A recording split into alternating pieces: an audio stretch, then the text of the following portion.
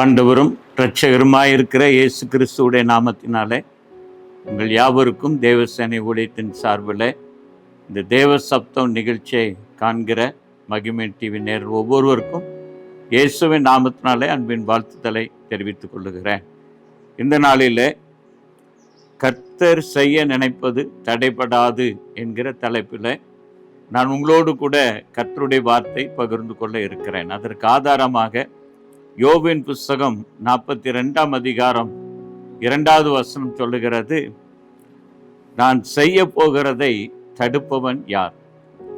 அருமையான கர்த்தருடைய பிள்ளைகளை, ஆண்டவராய் இயேசு கிறிஸ்து அவர் செய்ய போகிறதை தடுப்பவன் யார் என்று இந்த யோபு பக்தன் சொல்லுகிறார். தேவரீர் சகலத்தையும் செய்ய வல்லவர், நீர் செய்ய நினைத்தது தடைபடாது என்பதை அறிந்திருக்கிறேன் என்று சொல்லுகிறார். ஒருவேளை இந்த யோபுடைய வாழ்க்கையில ஆரம்பம் நல்லா இருந்தாலும் இடையில எல்லாவற்றையும் இழந்து தோல்வி அடைந்து எல்லா சூழ்நிலையிலும் கலங்கி நின்ற நேரத்தில் இந்த 42ஆம் அதிகாரத்தில் வரும்பொழுது தான் அவர் சொல்லுகிறார், தேவரீர் சகலத்தையும் செய்ய வல்லவர், நீர் செய்ய நினைத்தது ஒன்றும் தடைப்படாது என்று சொல்லி. ஆகவே கர்த்தர் நம்முடைய வாழ்க்கையில செய்ய நினைக்கிற காரியங்களை ஒருவராலும் தடுக்கவே முடியாது.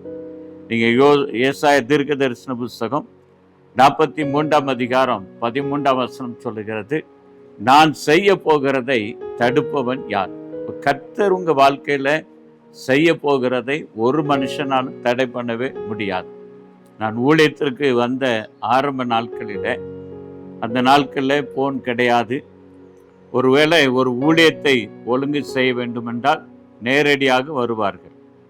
ஒரு நாள் ஒரு சபையில் ஒரு கன்வென்ஷன் கூட்டத்துக்கு ஒழுங்கு செய்யும்படி ஒரு சகோதரர் என்னை தேடி வந்தார். நான் வீட்டில் இல்லை, பக்கத்து வீட்டில் இருக்கிற அவரிடத்துல விசாரித்திருக்கிறார். அப்போ அவர் சொல்லிட்டாரு, அவர் இப்போ ஊழியெல்லாம் செய்யலை, சும்மா கொஞ்ச நாள் பைபிளை தூக்கிட்டு அலைஞ்சார், இப்போ ஊழியெல்லாம் செய்யலையே அப்படின்னு சொல்லி அனுப்பிட்டார். அவரு மிகுந்த ஏமாற்றத்துடனே மீண்டும் ஊருக்கு போவதற்கு பஸ் ஸ்டாப் வரும்போது என்னை பார்த்து விட்டார். அவர் என்கிட்ட முதல் கேள்வி கேட்டார், பிரதர் நீங்கள் இப்போ ஊழியெல்லாம் செய்யலையாம கேள்விப்பட்டேன் அப்படின்னா. அப்படிலாம் ஒன்றும் கிடையாது, யார் சொன்னா அப்படின்னேன். இந்த மாதிரி ஒரு நபர் சொன்னார் அப்படின்னு. ஏன் சொல்றேன்னா, மனிதர்கள் சில காரியங்களை தடுக்கலாம், பிசாசு தடுக்கலாம், ஆனா கர்த்தர் செய்கிறத ஒரு மனுஷனாலும் தடுக்கவே முடியாது. உங்களை குறித்து தவறா சொல்லலாம், ஏதோ ஒரு காரியத்தை குறித்து சொல்லலாம், ஆனா தேவன் உங்களுக்கு நியமித்திருக்கிற ஆசீர்வாதங்கள், கர்த்தர் உங்களுக்கு கொடுக்கணும் அப்படின்னு திட்டம் பண்ணி இருக்கிற காரியங்களை எந்த மனுஷனாலும் தடை பண்ணவே முடியாது. அதுதான் ஆண்டவர் சொல்லுகிற, நான் செய்ய போகிறதை தடுப்பவன் யார்? கர்த்தருடைய பிள்ளைகளை, ஆனா வேதம் என்ன சொல்லுகிறது என்றால், நீங்க சங்கீதம் 33:9 அவர் சொல்ல ஆகும், அவர் கட்டளையிட நிற்கும். பிரசங்கி 3:11 சொல்லுகிறது, எல்லாவற்றையும் அதனதின் காலத்துல நேர்த்தியாய் செய்கிற தேவன். ஒவ்வொன்றுக்கும் தேவன் ஒரு காலத்தை நியமித்திருக்கிறார். நம்மை ஆசீர்வதிப்பதற்கு, உயர்த்துவதற்கு, கனப்படுத்துவதற்கு, ஆண்டவர் நமக்கு தர வேண்டிய நன்மைகளை தருவதற்கு எல்லாவற்றுக்கும் தேவன் ஒரு காலத்தை நியமித்திருக்கிறார். அந்த காலத்திலே கட்டாயம் நடக்கும். அதை ஒருவரால் தடுக்கவே முடியாது.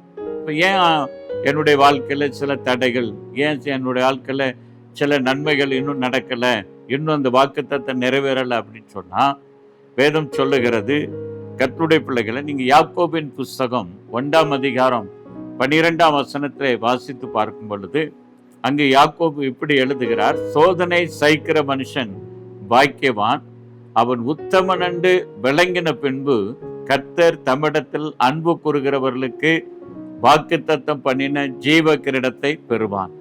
நல்லா கவனிக்கணும், அவன் உத்தமன் என்று விளங்கின பின்பு. கர்த்தர் ஒருவேளை நம்ம வாழ்க்கையில சில நன்மைகளை தருவதற்கு தேவன் திட்டம் பண்ணி இருந்தாலும், ஆனா வேதம் சொல்லுகிறது, அவன் உத்தமன் என்று விளங்கின பின்பு கர்த்தர் தம்மிடத்தில் அன்பு கூறுகிறவர்களுக்கு அவர் வாக்குத்தத்தம் பண்ணின ஜீவ கிரீடத்தை, அல்லது வாக்குத்தத்தம் பண்ணின ஆசீர்வாதங்களை அவர் தருவதற்கு முன்பதாக நம்மை உத்தமனா என்று சோதித்து பார்க்கிறார்.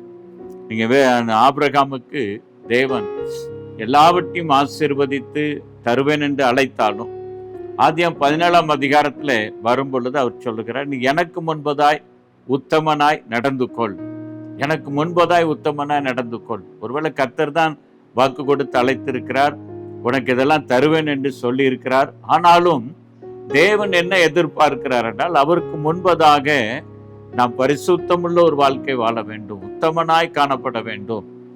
அப்பொழுது ஆண்டவர் சொல்றான், நான் அவனு ஆசீர்வதிக்கிறதுக்கு முன்பதாக நீ எனக்கு முன்பதாய் உத்தமனாய் நடந்து கொள் என்று சொல்லுகிறார். கர்த்தருடைய பிள்ளைகளை, நீங்க லூக்கா எழுதின சுவிசேஷம் 18ஆம் அதிகாரத்துல 7-8 வசனங்களை வாசித்து பார்ப்பீர்கள் என்றால், நாம் அங்கு இப்படி வாசிக்கிறோம். அங்கு வேதம் இப்படி சொல்லுகிறது, தம்மை நோக்கி இரவு பகலும் கூப்பிடுகிறவர்களாகிய தம்மால் தெரிந்து கொள்ளப்பட்டவருடைய விஷயத்தில் அவர் நீடிய பொறுமையுள்ளவராய் இருந்து அவர்களுக்கு நியாயம் செய்யாமல் இருப்பாரோ. நல்ல கவனிங்க, தம்மால் தெரிந்து கொள்ளப்பட்ட ஒரு கூட்டம், இரவும் பகலும் ஜெபிக்கிற ஒரு கூட்டம். ஆனா தேவன் நீடிய பொறுமையாய் இருக்கிறார். தம்மால் தெரிந்து கொள்ளப்பட்டவர்கள் தான், ராத்திரி பகலும் ஜெபிக்கிறவங்க தான். ஆனாலும் கர்த்தர் நீடிய பொறுமையுள்ளவரா இருக்க. ஏன்னா தேவன் அவனை உத்தமன் என்று சோதித்து பார்க்கிறார். சங்கீதம் 11:5 சொல்லுகிறது, கர்த்தர் நீதிமான்களை சோதித்து அறிகிறார். அப்ப கர்த்தர் சோதித்து பார்த்து நம்மை ஆசீர்வதிக்கிற தேவன், நம்மை உயர்த்துகிற தேவன். தேவன் நம்மிடத்துல முதலாவது தடையில்லாமல் கர்த்தர் நம்ம வாழ்க்கையில அற்புதம் செய்யணும்னா அவருக்கு முன்பதாய் உத்தமமாய் நடக்க வேண்டும். அந்த வசனத்துல எப்படி வாசிக்கிறோம், அவர் நீடிய பொறுமையுள்ளவராயிருந்து நியாயம் செய்யாமல் இருப்பாரோ. அதே 8வது வசனம் சொல்லுகிறது, சீக்கிரத்திலே அவர்களுக்கு நியாயம் செய்வேன். கர்த்தருடைய பிள்ளைகளை, அப்ப ஆண்டவர் இன்றைக்கு முதலாவது நம்முடைய வாழ்க்கையில தேவன் அற்புதங்களை செய்ய வேண்டும் என்றால், தேவன் நம்மிடத்துல என்ன எதிர்பார்க்கிறார் என்றால், கர்த்தருக்கு முன்பதாக அவருக்கு பிரியமான ஒரு வாழ்க்கை வாழ வேண்டும், பரிசுத்தமான ஒரு வாழ்க்கை வாழ வேண்டும். ஏனென்றால் பரிசுத்தம் இல்லாமல் ஒருவரும் அவரை தரிசிக்க முடியாது. யோபு 23:10 யோபு சொல்லுகிறார், அவர் என்னை சோதித்து கொண்டிருக்கிறார், அவர் என்னை சோதித்த பின் நான் பொன்னாக விளங்குவேன். அப்ப கர்த்தர் சில நேரங்களில் நம்மளை சோதித்து பார்ப்பார். நம்முடைய விசுவாச வாழ்க்கை, நம்முடைய பரிசுத்த வாழ்க்கை அவர் சோதித்து பார்க்கிறார். உண்மையா இருக்கிறோமா, பரிசுத்தமா இருக்கிறோமா, கர்த்தருக்கு பிரியமாய் காணப்படுகிறோமா, தேவனுக்கு பிரியமில்லாத காரியத்தை செய்து கொண்டு கர்த்தர் எனக்கு செய்வார், கர்த்தர் என்னை ஆசீர்வதிப்பார், கர்த்தர் என்னை கனப்படுத்துவார், கர்த்தர் என்னை உயர்த்துவார் என்றால் அது நடக்கிற ஒரு காரியம், கூடாத ஒரு காரியம். கர்த்தருக்கு பிரியமாய் தேவனுக்கு பயந்து நடக்கும் பொழுது கர்த்தர் நிச்சயமாய் அவர் உங்களை என்ன செய்வார், ஆசீர்வதிப்பார், நிச்சயமாய் உங்களை உயர்த்துவார். அவருக்கு எந்த ஒரு தடையும் கிடையாது. உங்களை ஆசீர்வதிப்பதற்கு கர்த்தருக்கு எந்த ஒரு தடையும் கிடையாது. என்னாகமம் 24:1 சொல்லுகிறது, இஸ்ரவேலை ஆசீர்வதிப்பதே கர்த்தருக்கு பிரியம். நம்மளை ஆசீர்வதிக்கிறது அவருக்கு பிரியம், அதுதான் அவருடைய விருப்பம். கர்த்தருடைய பிள்ளைகள் ஆசீர்வாதமா இருக்கணும், கனமா இருக்கணும், உயர்வா இருக்கணும். எப்படி நம்ம பிள்ளைகள் நம்ம பார்த்து செய்கிறோமோ, எப்படி பிள்ளைகள் நல்லா இருக்குன்னு சொல்லி விரும்புகிறோமோ, அதே போலதான் கர்த்தர் தம்முடைய பிள்ளைகளை கனப்படுத்த விரும்புகிறார், உயர்த்த விரும்புகிறார். அவர் வாக்கு பண்ணின வாக்கு தத்தங்களை நமக்கு தர விரும்புகிறார். வேதம் முழுவதும் நீங்கள் வாசித்து பாருங்கள், அவர் இஸ்ரவேல் மக்களுக்கு கொடுத்த வார்த்தைகள் ஒன்றாகிலும் கீழே விழுந்து போகவில்லை. யோசுவாவின் புஸ்தகம் 21ஆம் அதிகாரம் 45ஆம் வசனம் சொல்லுகிறது, கர்த்தர் சொன்ன ஒரு வார்த்தை கூட கீழே விழுந்து போக விடவில்லை, எல்லாம் நிறைவேறிட்டு. அப்ப கர்த்தர் கர்த்தருடைய பிள்ளைகளுக்கு சொல்ற வார்த்தை அதை நிறைவேற்ற வல்லவராய் இருக்கிறார். அவர் எப்படி வாக்கு கொடுக்கிறாரோ அதை நிறைவேற்ற அவருக்கு எல்லா அதிகாரம் இருக்கிறது, எல்லா உரிமை இருக்கிறது. இன்றைக்கு ஆண்டவர் நம்ம இடத்துல என்ன எதிர்பார்க்கிறார் என்றால், தேவனுக்கு பிரியமாய் காணப்பட வேண்டும், கர்த்தருக்கு பிரியமான ஒரு வாழ்க்கை வாழ வேண்டும். சங்கீதம் 101ஆம் அதிகாரம் 1, 2, 3 வசனங்களை வாசித்து பார்ப்பீர்கள் என்றால், அங்கே நாம் இப்படி வாசிக்கிறோம், உத்தமமான வழியிலே விவேகமாய் நடப்பேன், தேவரீர் எப்பொழுது என்னிடத்தில் வருவீர், நான் உத்தம இருதயத்தோடு உமக்காக நிச்சயமே காத்திருப்பேன், உத்தம இருதயத்தோடு காத்திருப்பேன், தீங்கானவைகளை என் கண்முன் வைக்க மாட்டேன் என்று சொல்லுகிறார். கர்த்தருடைய பிள்ளைகள், அப்போ தாவீது கர்த்தரை எதிர்பார்க்கிறான், ஆண்டவரே எங்க வீட்டுக்கு வாரோம், உமக்கு பிரியமான வாழ்க்கை வாழணும், நீர் விரும்புகிற காரியம் என் வீட்டில் இருக்கணும், நான் உத்தம இருதயத்தோடு நடந்து கொள்ளுவேன், என் வீட்டிற்கு வாரீர் அப்படின்னு சொன்ன உடனே ஆண்டவர் அங்கு போகிறார். இந்த குடும்பத்தை என்ன செய்கிறார்? ஆசீர்வதிக்கிறார். இப்ப நம்முடைய வாழ்க்கையிலும் கூட தேவன் அதை தான் எதிர்பார்க்கிறார். நம்ம குடும்பம், நம்முடைய வாழ்க்கை கர்த்தருக்கு பிரியமா இருக்கும்போது கர்த்தர் நிச்சயமாய் நமக்கு அற்புதங்களை செய்கிற தேவனாய் இருக்கிறார். எனவே கர்த்தருடைய வேதம் சொல்லுகிறது, ஆண்டவர் தம்முடைய பிள்ளைகளுக்கு வாக்கு பண்ணின வார்த்தைகள் ஒன்றாகிலும் கீழே விழுந்து போவதில்லை, எல்லாம் நிறைவேறிட்டு என்று சொல்லி நான் வாசிக்கிறோம். சாமுவேல் கர்த்தர் வாக்கு கொடுத்தார், சாமுவேல் வளர்ந்தான், அவருடைய வார்த்தைகள் ஒன்றாகிலும் கீழே விழுந்து போக விடவில்லை. எனவே கர்த்தருடைய பிள்ளைகளை, கர்த்தர் உங்களுக்கு கொடுத்த வார்த்தைகள், வாக்கு தத்தங்கள் ஒன்றாகிலும் கீழே விழுந்து போகாது. அவர் சகலத்தையும் செய்ய வல்லவராய் இருக்கிறார். எனவே நீங்கள் ஆண்டுக்கு முன்பதாய் அவருக்கு பயந்து உண்மை உத்தமாய் வாழ்வதற்கு உங்களை ஒப்பு கொடுங்கள். அவருக்கு பிரியமாய் வாழ உங்களை அர்ப்பணித்துக் கொள்ளுங்கள். கர்த்தர் உங்களை ஆசீர்வதிப்பாராக. இந்த நாளிலே நான் உங்களுக்காக, உங்கள் குடும்பத்தினுடைய ஆசீர்வாத நன்மைகளுக்காக நான் ஜெபிக்கிறேன். நீங்களும் இந்த ஜெபத்தில் இணைந்திருங்கள். உங்கள் வாழ்க்கையில் என்ன பிரச்சனை இருந்தாலும் இயேசு கிறிஸ்து உங்களுக்கு அற்புதங்களை செய்வார். ஜெபம் செய்வோம். கிருபையும் இரக்கம் நிறைந்தவரே, நாங்கள் உம்மை துதிக்கிறோம், உம்மை ஸ்தோத்திரிக்கிறோப்பா.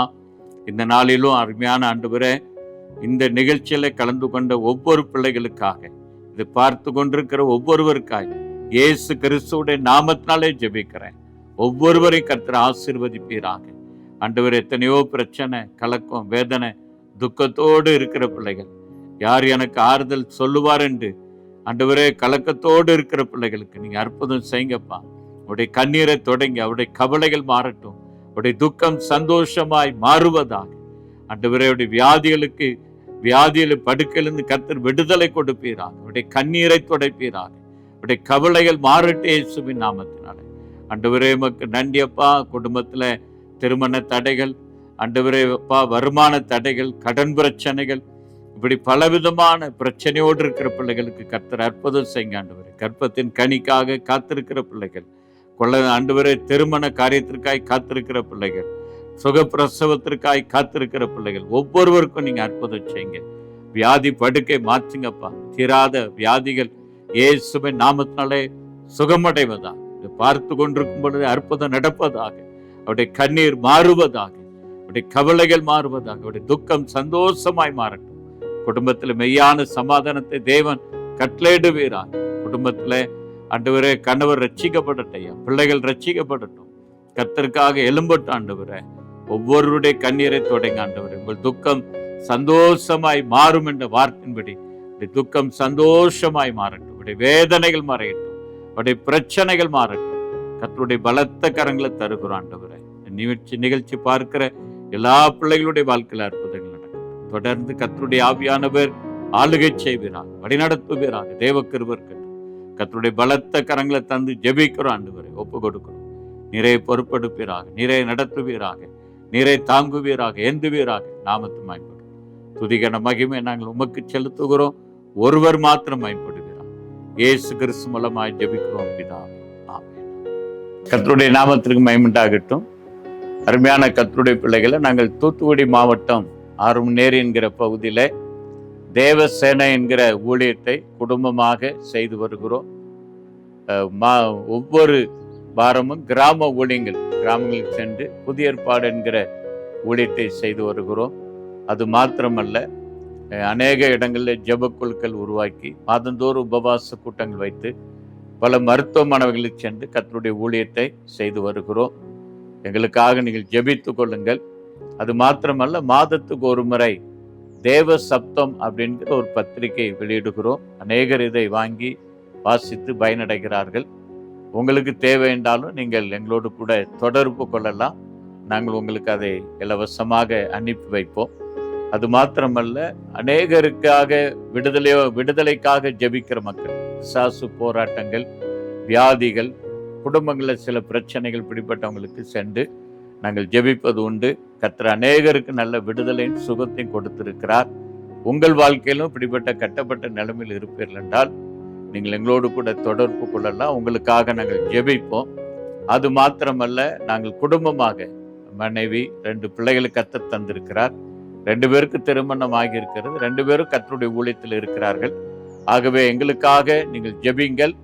எங்களோடு கூட தொடர்பு கொள்ள விரும்பினால் கீழே இருக்கிற அந்த ஃபோன் நம்பரில் எங்களோடு கூட தொடர்பு கொள்ளுங்கள். உங்களுக்காகவும் நாங்கள் ஜெபிப்போம். கர்த்தர் உங்களை ஆசீர்வதிப்பார். ஊழியத்திற்காக ஜெபித்துக் கொள்ளுங்கள். கர்த்தருடைய நாமத்திற்கு மகிமை உண்டாவதாக. ஆமென்.